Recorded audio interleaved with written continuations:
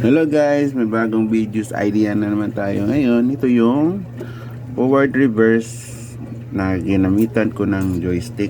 Ito yung joystick.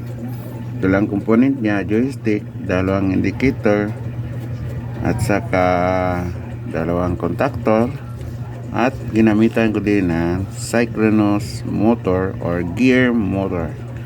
Okay, subukan natin tong paganahin. Forward reverse to at saka mag forward reverse tong gear motor na to. Okay, on natin yung anak ko yung mag-on sa auxiliary breaker at saka sa kabila ikot. Kaya yung mag-in, tapos pakita mo yung ano niya. Ito yung drawing niya. Yan, Tree of Life. Drawing na siya, Tree of Life. Okay, magsimula na tayo ngayon. Paganahin na natin ngayon tong forward. Okay, tignan yung synchronous motor niya. Umiikot na siya. Or gear motors. Umiikot. Itong principle na to, pwede ito sa gondola, conveyor, at saka sa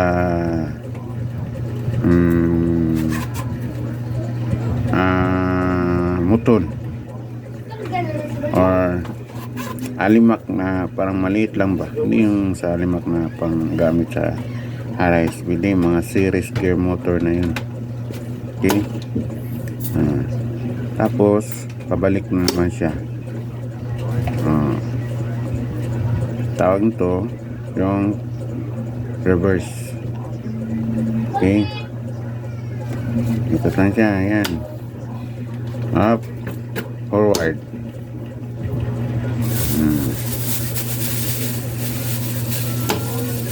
Tapos reverse na naman. Okay, yun pong idea natin. Wala siyang glass relay or power relay o anong tawag ninyo, intermediate relay. Wala siya dyan. Okay, tapos sa next video gagawa ako ng forward reverse pa rin gamit ang joystick at saka may relay na siya.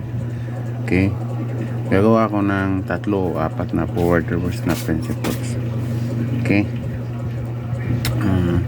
sana magustuhan ninyo itong video na to at mapagkunan ninyo ng mga idea sa mga project ninyo sa school. Okay, nag-backward na siya. Bumalik na yung ikot niya. Kasi nga gear motor siya.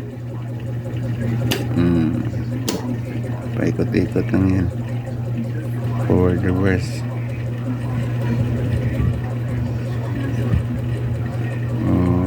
Okay,